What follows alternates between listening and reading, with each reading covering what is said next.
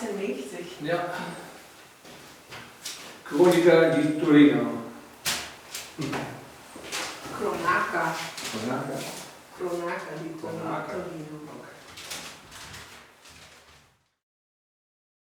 The main house of our farmstead consists of two parts, an old farmhouse and a newer farmhouse. The new farmhouse was constructed in the mid-1960s and is more or less habitable. It has a total livable surface of 207 square meters. It has central heating, running water, electricity, and partly double glazing. It got a new roof in 2005. The old farmhouse of 251 square meters was probably built sometime during the 19th century, possibly even earlier, but abandoned, at least as a living space, when the new farmhouse was constructed.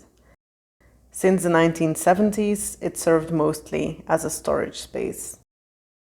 The new part of the house is where we are going to live the first years, while we start renovating other parts of the house in need of more urgent work.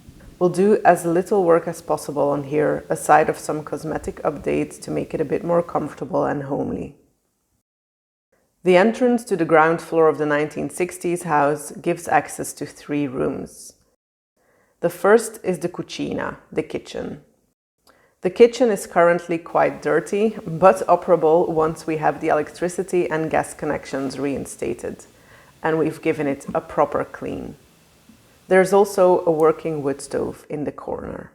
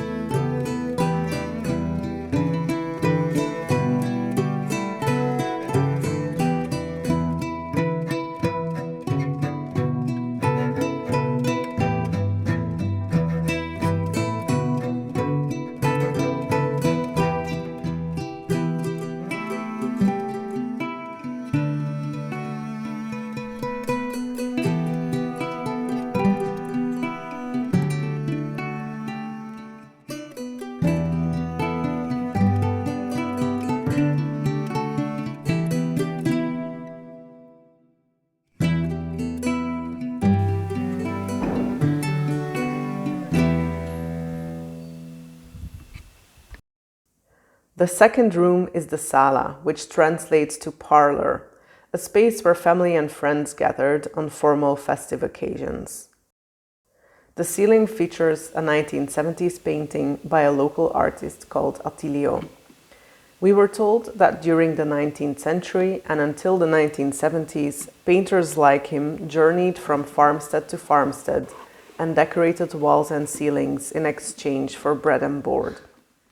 The previous owners have lived here their whole lives, until only a few years ago. When they sold the property, they took many things with them, but also left a lot of stuff. Some nooks of the house feel like tiny museums. And as we are both lovers of history, we don't mind that one bit. Of course, it does mean that we have a lot to tidy up and decide what treasures to keep and what to pass on or get rid of. What do we do with this? Keep it, toss it.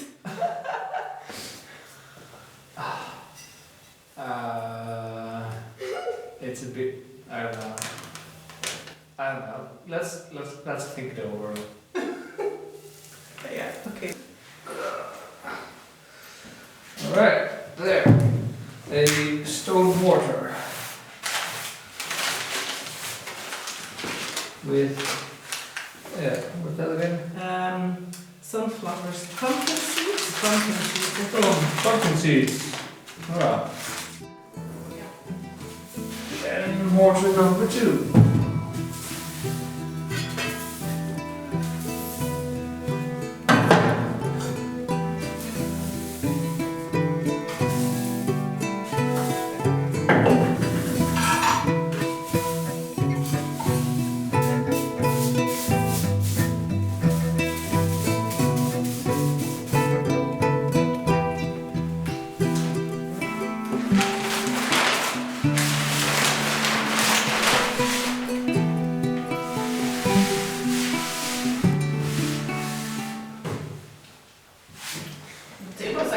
quite nice.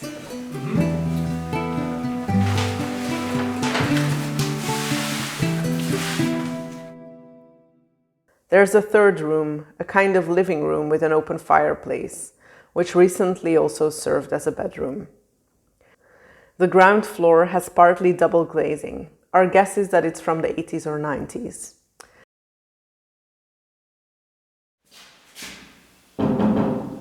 It's just a wooden board. This window, though, was never replaced with double glazing, but was instead closed up from the inside with a simple wooden panel.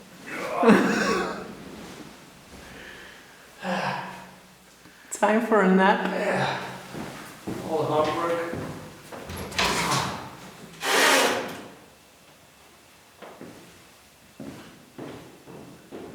From this room, a door and small staircase lead into a utility room, the scombiro. It holds the boiler for the heating system, the circuit breakers for the electricity, and a museum worth of old tools. This space will definitely prove useful as a workshop while we are renovating the property.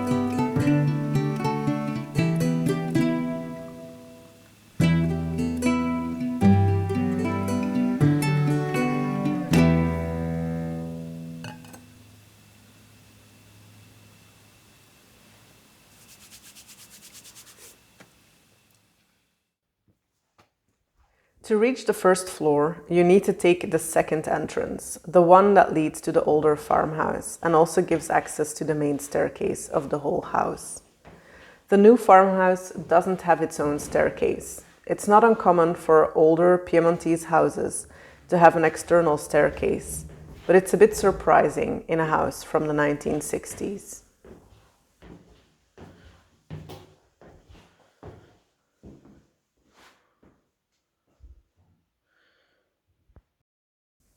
The first room to the right is the bathroom. We hope it works, but we have no idea if the plumbing is still okay. We'll have to wait and see when we have water inside the house. At 6 square meters, it's by no means a big bathroom. The size of the bathtub is very Italian, but it's still about 3 times bigger than our bathroom back in the Netherlands, so we'll take it. After that, there are 4 bedrooms and a ripostiglio or storage room. One of the things we love about this house is the ceiling height. On the first floor, we have ceilings of 2 meters 80 centimeters. On the ground floor, they are 2 meters 70. The windows are all set into the wall quite high, which allows lots of light to stream in.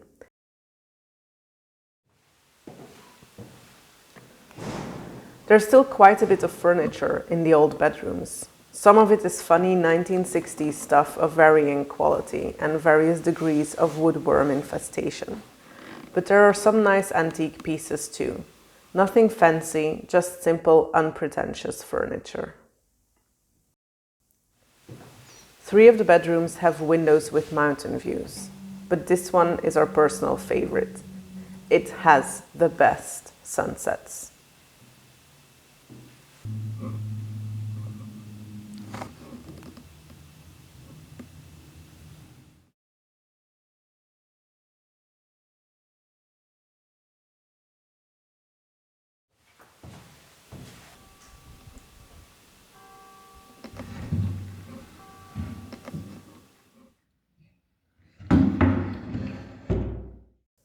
The fourth bedroom has access to the balcony that overlooks the courtyard.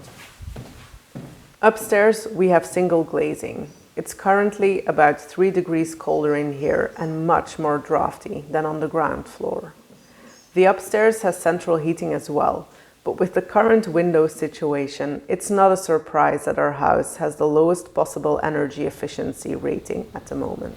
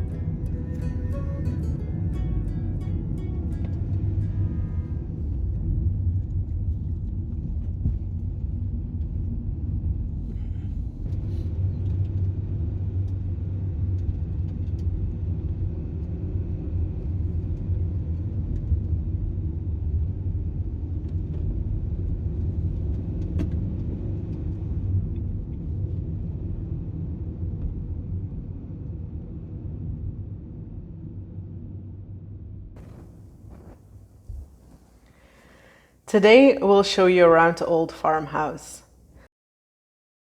The old kitchen has a traditional stone sink under the window and an oven for baking bread and pizza. Most farms in the area had their own oven, but often it was a separate little building somewhere outside in the garden. The fact that ours is indoors is an indication that originally this farmstead must have been well off. Big farmsteads like ours are also called casa padronale, meaning something like manor house.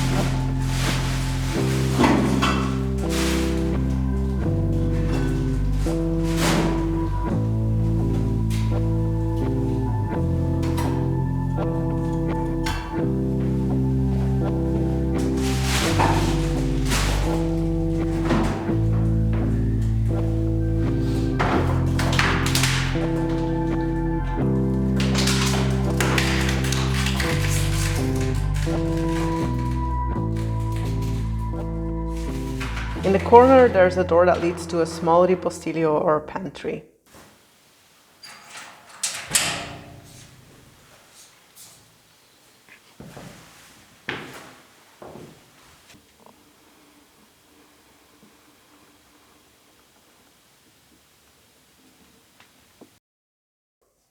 Next to the kitchen is a room that's now used for storage.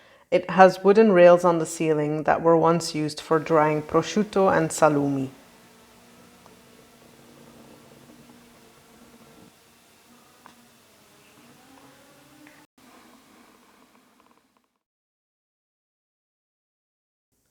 The room after that is quite large and still has some old agricultural and woodworking tools, machines and workbenches.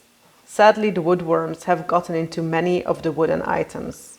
The good news is that the tools gave them enough to munch on that they have almost entirely left the beams and window lintels alone. Next to this room is a relatively modern extension, probably from the mid-60s, which has also been used for agricultural storage. The last room on the ground floor is a garage. The previous owners did a lot of masonry work. They built a new farmhouse with their father and uncles, and they helped their neighbor renovate her house back in the 1980s. This garage seems to be where they kept most of their tools.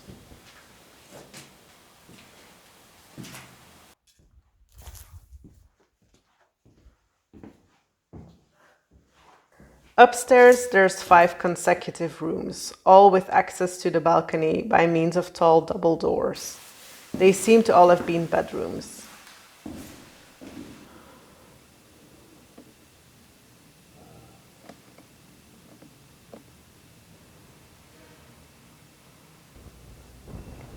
This room has a built-in cupboard. It's one of the few pieces of really old furniture in the house, and we intend to do everything we can to keep it.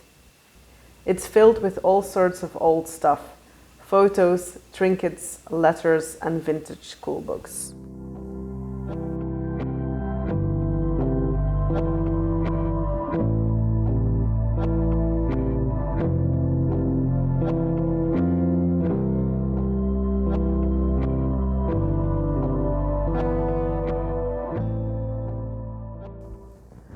There used to be a wooden partition creating a corridor connecting all the rooms.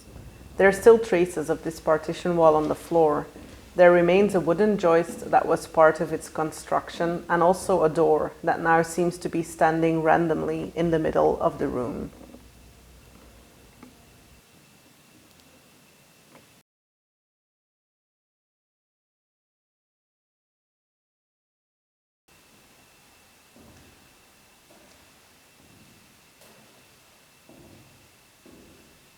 The last rooms of the first floor have some issues caused by leaks in the roof. It looks quite dramatic, but next week we are meeting with a geometra, a kind of technician architect, to have a look at it. We hope there will be no hidden surprises, but if the technician of our real estate agent did his job well, there shouldn't be.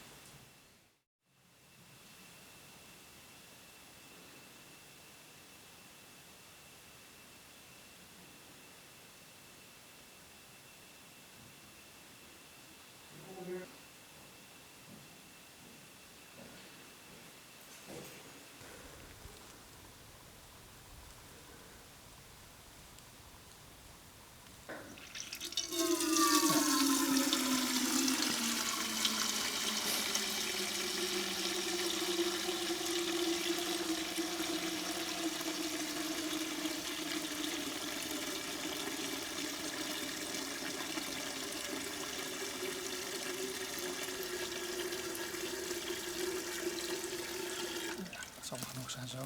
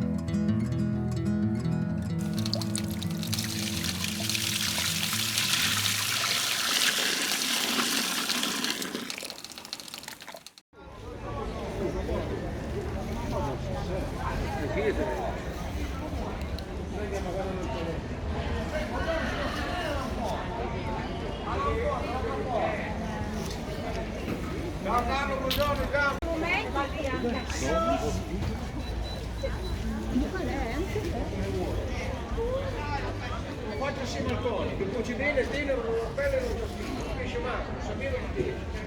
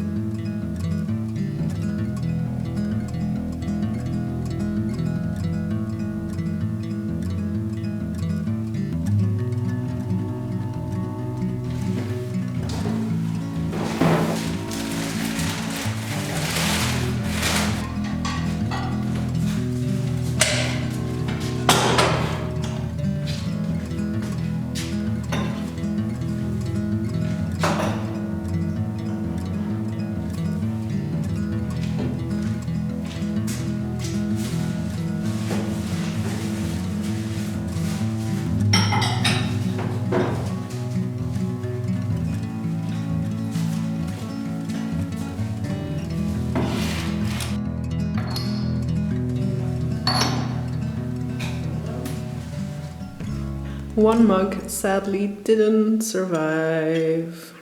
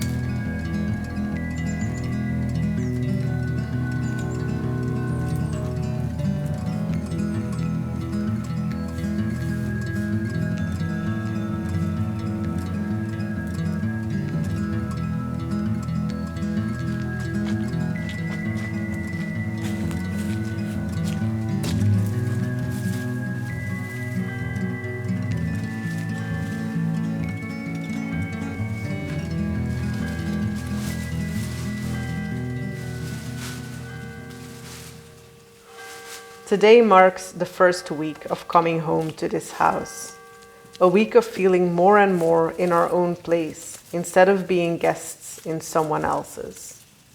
A week of getting to know all the little corners, loose tiles, tight locks, doorsteps, random nails in the walls. A week of tidying, getting rid of some ugly and broken things left behind, doing some cleaning, rearranging furniture, finding treasures and unpacking the first few things that we brought with us from the Netherlands. It's been a good week.